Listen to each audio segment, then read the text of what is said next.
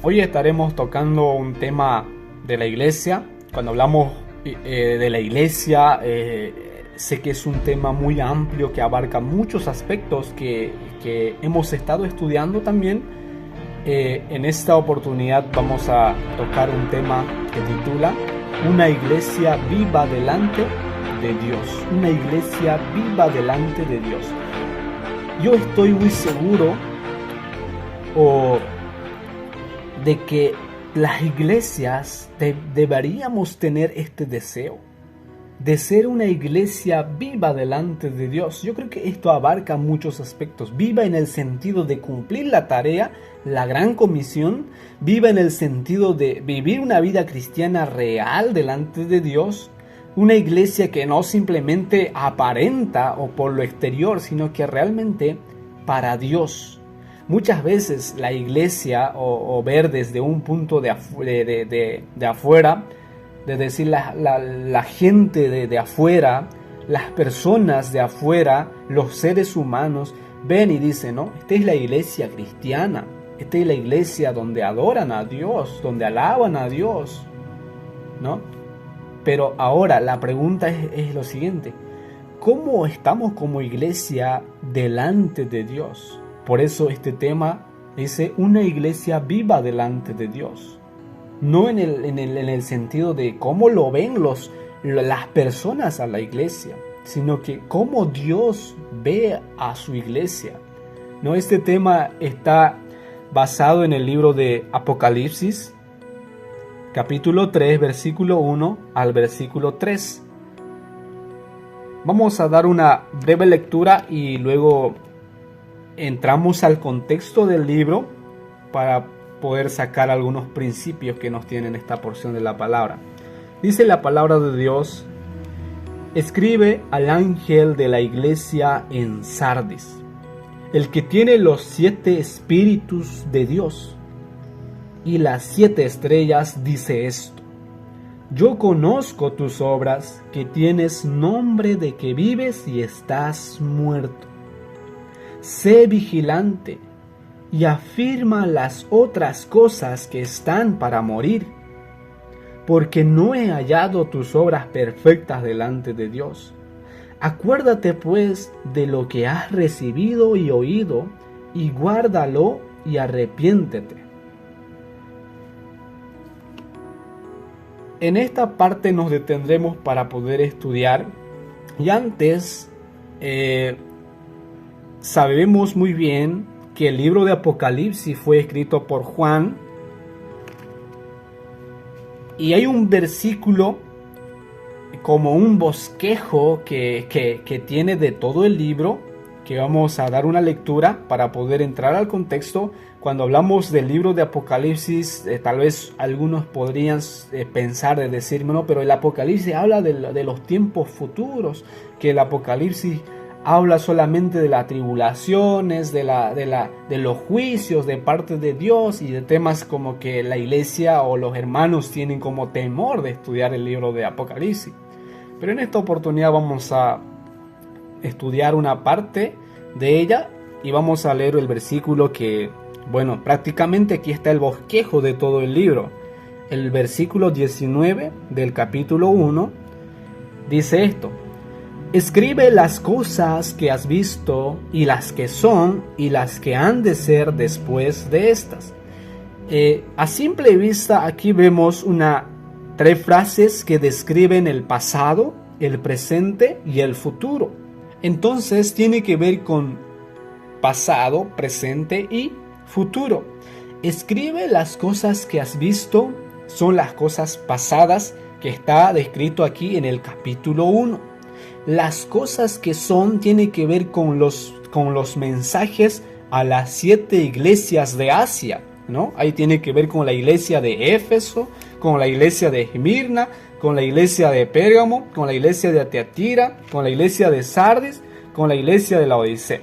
Ahora, cuando termina diciendo, y las que han de ser después de estas, entonces, cuando dice las cosas pasadas, ya cuando dice escribe las cosas que has visto, el pasado, tiene que ver con el capítulo 1, Y las cosas que son, las cosas presentes en el tiempo de Juan, tiene que ver con las 7 iglesias que está desde el capítulo 2 hasta el capítulo 3, ¿no? Entonces, ahora, cuando termina diciendo, y las cosas que han de ser después de estas, tiene que ver con el capítulo 4 adelante, ¿no? Entonces, el libro de Apocalipsis prácticamente está bosquejado en 3 partes. Las cosas que has visto, tiene que ver el pasado, las cosas que son, el presente, y las que han de ser después de estas, el futuro, ¿no? Ahora, en esta oportunidad, como ya leímos, la porción que vamos a estudiar tiene que ver con las cosas que son, las cosas que estaban, o sea, presentes, y específicamente el mensaje a la iglesia de Sardis. En esta parte, cuando la frase que empieza a describir a las 7 iglesias, dice esto: yo conozco tus obras. ¿Sabe una cosa? Las iglesias locales,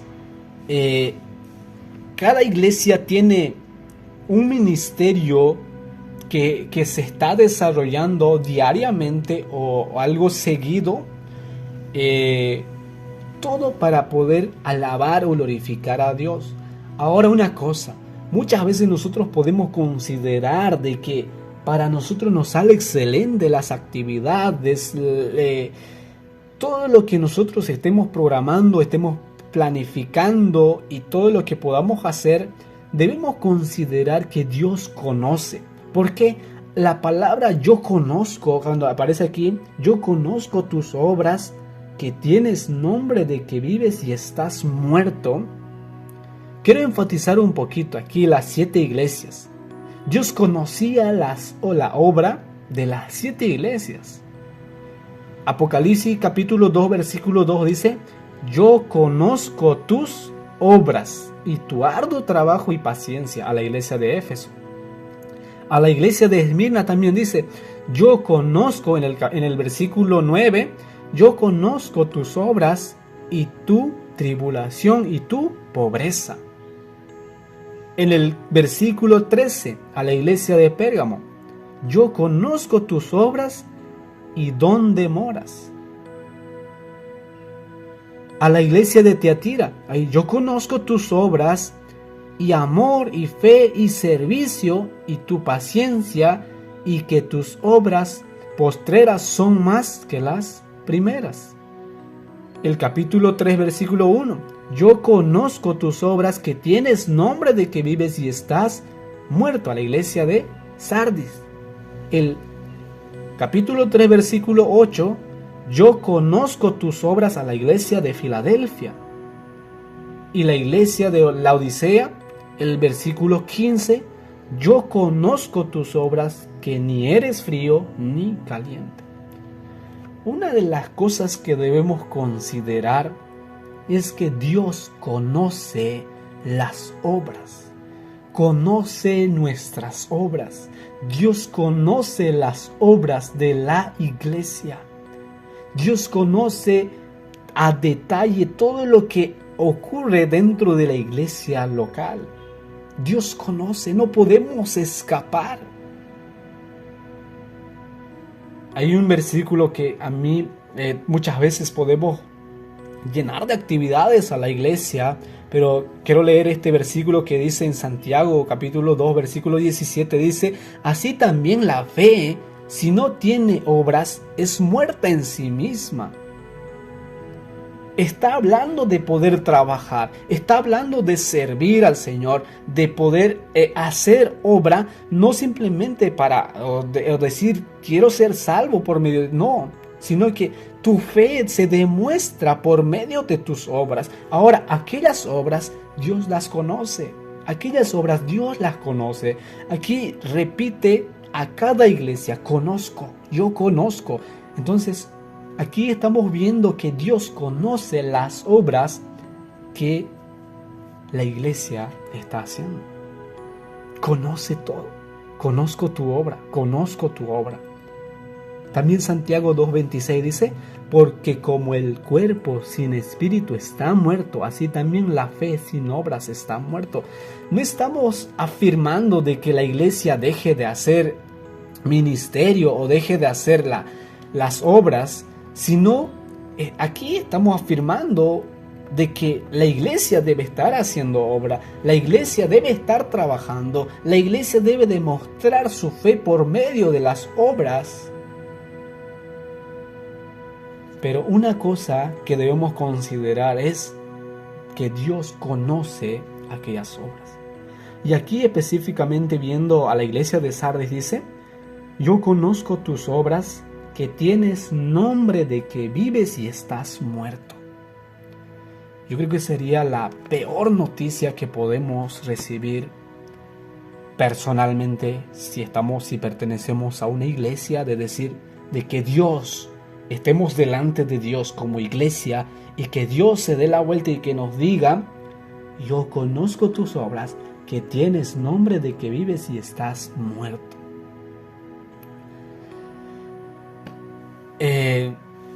Podría yo pensar, ver a otro hermano, ¿no? Hablando personalmente, podría pensar en un hermano que llega a la iglesia y participa de todos los ministerios, participa de todo lo que se hace en la iglesia y pensar que mi hermano está vivo, él está vivo.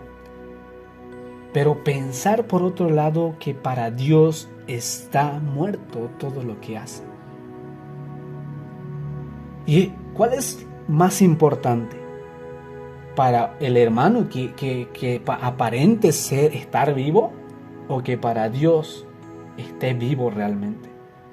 Aquí dice, yo conozco tus obras, tienes nombre de que vives. Cuando dice tienes nombre de que vives, en otras palabras, la iglesia de Sardis era muy conocido en esa región. Entonces las demás iglesias y las personas de afuera veían a la iglesia y decían, mira, esa iglesia Sardis. Y muy conocido por sus obras, muy conocido por su ministerio, de cuán grande, era conocido por toda la región, era muy conocido, o sea que era como que alabada, una iglesia visible, una iglesia como que por decir, digamos, ¿no? La iglesia tal ahora no sé cuál sea el nombre que quizás lleva la iglesia, ¿no? La iglesia tal, muy conocido, una iglesia que predica el evangelio, una iglesia que está lleno de actividades, una iglesia que se ha levantado y está marchando adelante. Pero, y por otro lado, tienes nombre de que vives y estás muerto.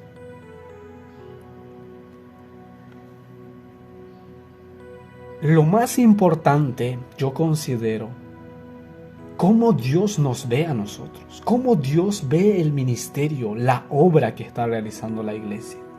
No simplemente de decir, mira, ahora los hermanos ven que estamos trabajando, la gente ve que la iglesia trabaja y las obras llenos de actividades dentro de la iglesia. No estoy diciendo que dejemos de hacer el ministerio, dejemos de hacer las obras, hagámoslos, pero que sean unas obras que lleven a que Dios pueda ver y decir, mira, esta iglesia está vivo, realmente está vivo. Las obras y todo lo que hace es viviente. Ahora, pero lo peor puede ser que nosotros aparentemos que las otras iglesias, que las personas de afuera digan, mira, una iglesia grande, una iglesia con tantos miembros, una iglesia con un tremendo liderazgo, una iglesia llena de actividades, una iglesia alta económicamente, una iglesia ayudadora, una iglesia de todo. Pero ahora la pregunta es, ¿cómo estamos delante de Dios como iglesia? ¿Estamos vivos? Aquí Dios considera a la iglesia muerta. A pesar de que ha hecho obra, tiene ministerio, tiene obras, pero para Dios estaba muerto. O sea, aquí los de afuera veían que la iglesia estaba viva. Tienes nombre de que vives y estás muerto. Y estás muerto. Y ahora, quiero dar los principios para que nuestras iglesias locales estemos vivos delante de Dios como iglesia aquí da los consejos con algunos verbos afirmando que realmente esto nos va a ayudar.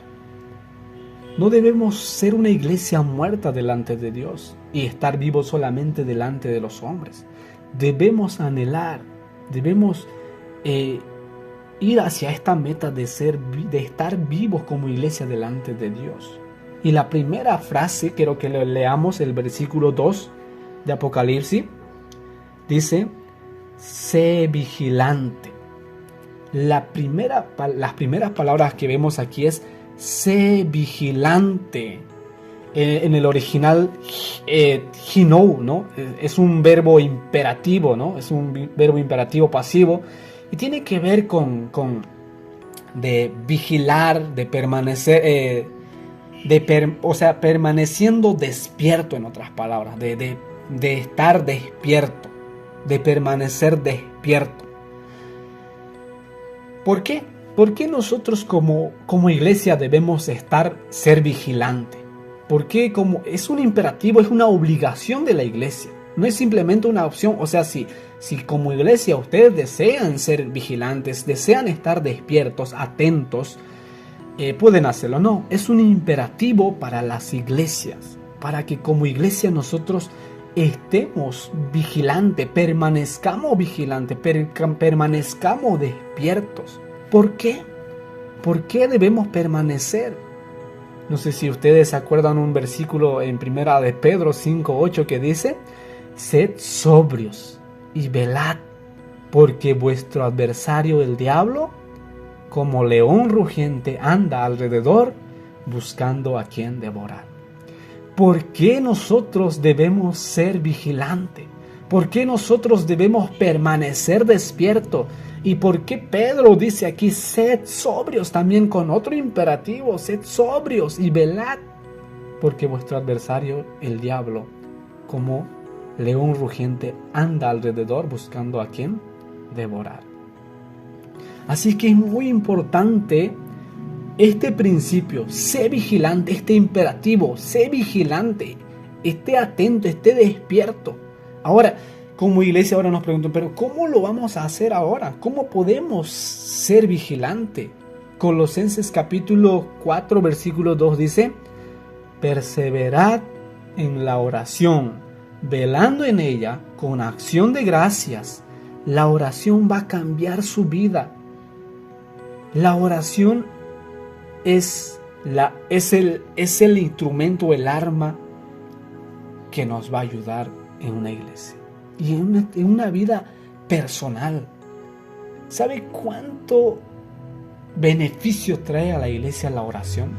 Una iglesia que no ora, es muy difícil, podemos decir que es muy difícil que esté viva una iglesia sin oración. La oración es de suma importancia en el ministerio y dentro de la iglesia local. Hoy en estos últimos tiempos, los cultos dominicales están llenos de gente.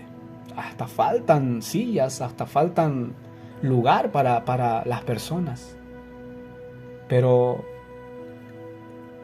¿cómo están nuestros cultos de oración? ¿Cómo están nuestros cultos de oración?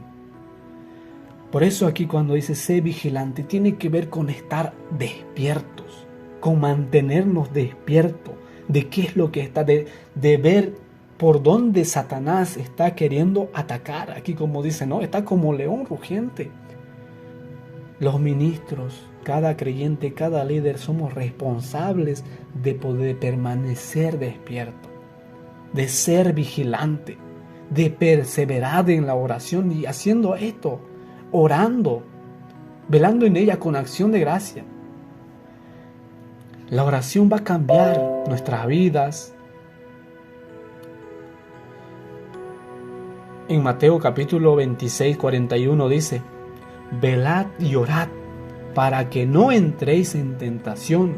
El espíritu a la verdad está dispuesto, pero la carne es débil. Usted no puede.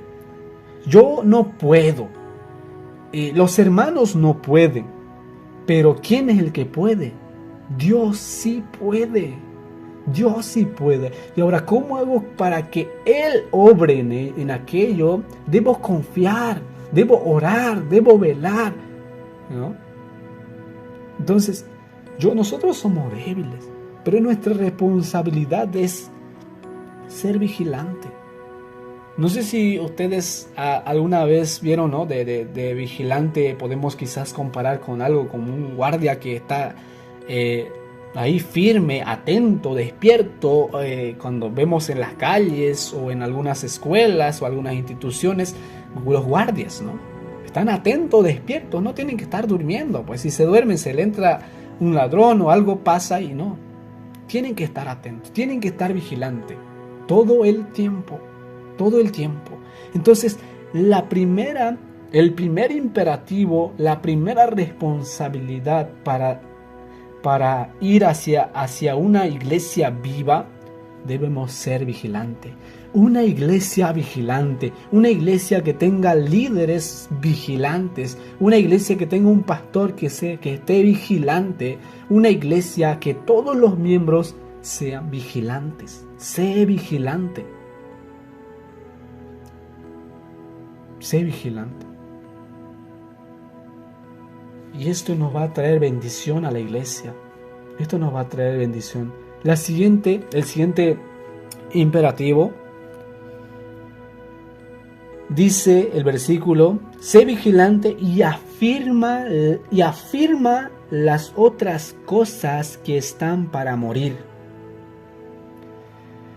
Afirma, la palabra afirma también es un verbo aorista imperativo. Tiene que ver con fijar firmemente, dejar firmemente, o de afirmar, en otras palabras, de enrectar cuando algo está creciendo mal, enrectar, ¿no? No sé si ustedes yo creo que la mayoría tienen, ¿no?, en su jardín unas plantitas que crecen y de repente a veces hay uno que empieza a crecer para el lado derecho y empieza a bajarse y todo, ¿no? Y más las hermanas van y lo ponen un palo recto y lo enrectan, ¿no? Lo amarran ahí para que pues el arbolito crezca derecho, no recto. Entonces, aquí cuando la palabra afirmar tiene que ver eso, ¿no? Y afirma las otras cosas que están para morir, ¿no? Que están para morir. Hay un versículo que me llama la atención mucho, porque a veces consideramos que la iglesia es perfecta, ¿no? Que no tenemos hermanos que son flojitos, hermanos que quizás con carácter diferente y todo, ¿no? Pero aquí te está hablando de enrectar lo que está mal, de corregir lo que está mal, de enrectar, afirmar, ¿no? Entonces, 1 Tesalonicenses 5:14 dice: también os rogamos, hermanos, que amonestéis a los ociosos, que alentéis a los de poco ánimo, que sostengáis a los débiles, que seáis pacientes para con todos. Entonces, la iglesia, muchas veces muchos somos muy estrictos o exigentes de decir: mira, esto tiene que ser así, usted no, es un pecador, ¿no? Usted está en camino a otro lugar. Pero debemos considerar, aquí la iglesia tesalónica tenía hermanos que eran, aquí dice, amonestéis a los ociosos. Cuando dice amonestéis a los ociosos, está afirmando implícitamente que sí habían en aquella iglesia ociosos, ¿no? Tiene que ver con flojos, ¿no? Que no hacen nada, no, flojos.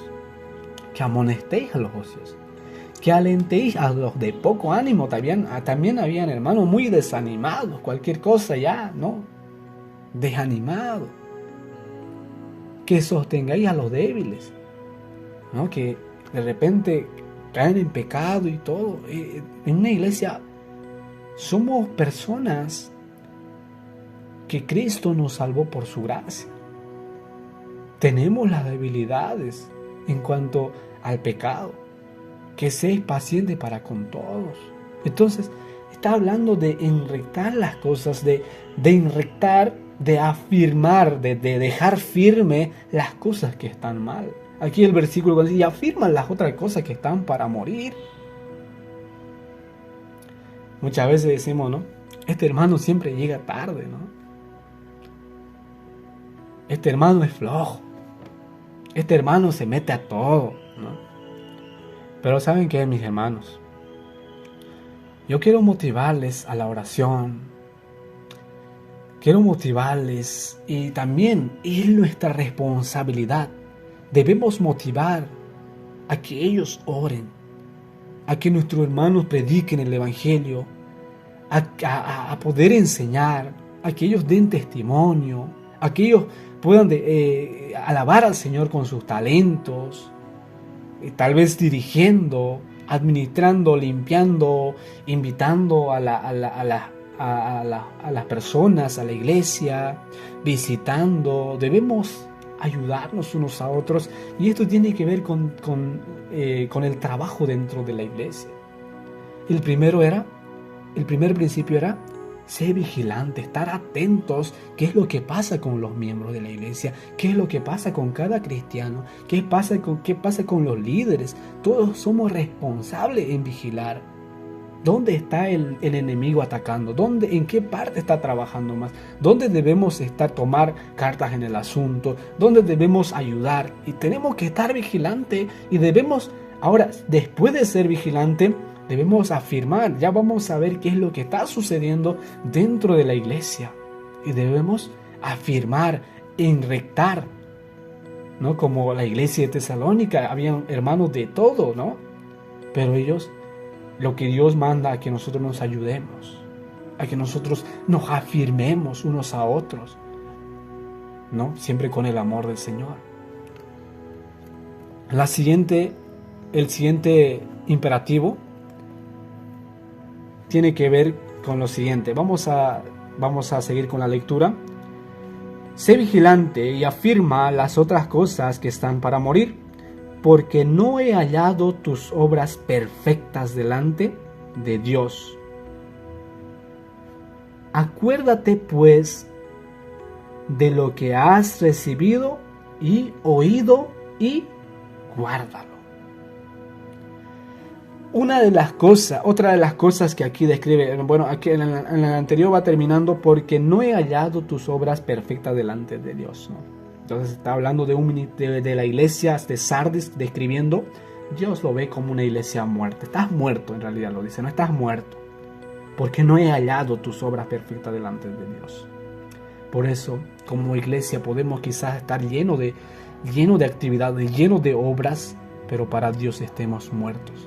Dios busca que nosotros como iglesia estemos vivos. Y aquí nos ayuda con estos principios. Sé vigilante, debemos ser una iglesia vigilante. Debemos ser una iglesia que afirma las otras cosas que están para morir. Ahora, en tercer lugar, debemos ser una iglesia que guarda. ¿Que guarda qué cosa? Acuérdate pues de lo que has recibido y oído. De lo que has recibido y oído. Eso tenemos que guardarlo. Ahora, no estamos hablando de guardar bueno, tengo mi Biblia o tengo algún instrumento y lo voy a guardar aquí limpio, no queda, no guardarlo, de guardar literal, no. Cuando tiene que ver en la escritura, guarda la palabra, tiene que ver con aplicar, en poner en práctica, ¿no? También este verbo guárdalo es un verbo presente imperativo, terei, estés guardando continuamente, o sea, ya empezamos a guardar y ahora tengo que seguir guardando. Tengo que seguir guardando continuamente. Ahora, aquí dice guárdalo. Aplicar en nuestras vidas la palabra de Dios. Una iglesia que vive la palabra de Dios.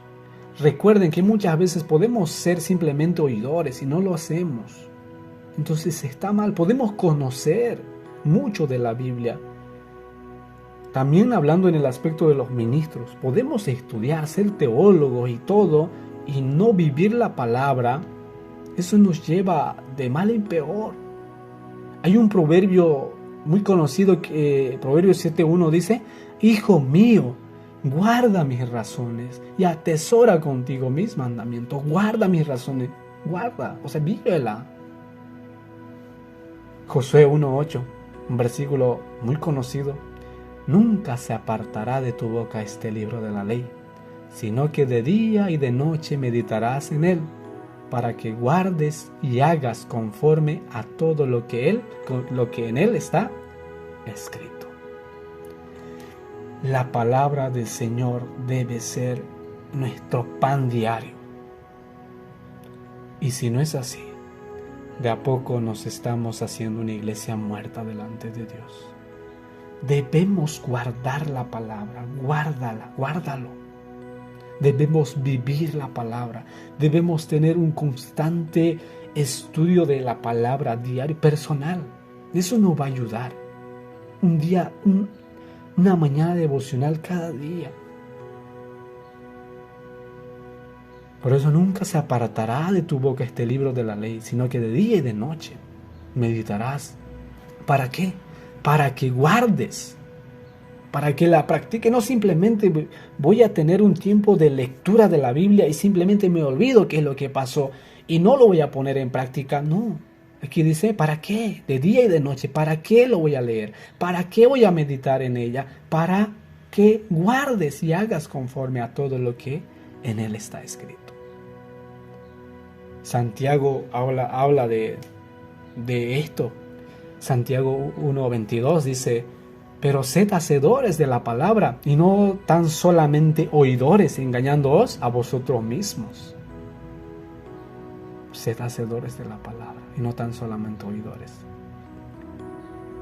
Si nosotros no practicamos la palabra, ¿a quién le engañamos? ¿A Dios? No, a nosotros mismos. Sed hacedores. Recordando, la primera palabra, el primer imperativo que aparecía era ser vigilante. El segundo, afirma de enrectar las cosas que estaban por morir, afirmar las cosas que estaban por morir. Tercero, guarda la palabra, vive la palabra. Entonces, aquí vemos, si nosotros queremos ser una iglesia viva delante de Dios, que es el tema que estamos estudiando, debemos ser vigilantes, debemos afirmar las cosas que están para morir, debemos guardar lo que hemos recibido y oído, porque aquí dice, acuérdate pues de lo que has recibido, que hemos recibido, que nosotros recibimos a diario cuando vamos a la iglesia, cuando pasamos discipulado, cuando tenemos reuniones juveniles, cuando tenemos tiempos para estudiar la palabra, recibimos y oído la palabra. Ahora, ¿qué tenemos que hacer? Guardarlo y guardarlo. Entonces, esa es nuestra responsabilidad. Por último, aparece la palabra y arrepiéntete. También es un auristo imperativo activo. Metanoesón dice, ¿no? Entonces, esto tiene que ver con un cambio de disposición mental. Estar de acuerdo con Dios. Arrepiéntete. Personalmente, si nosotros como cristianos no tendríamos una vida de un arrepentimiento constante, no sé cómo podemos seguir adelante.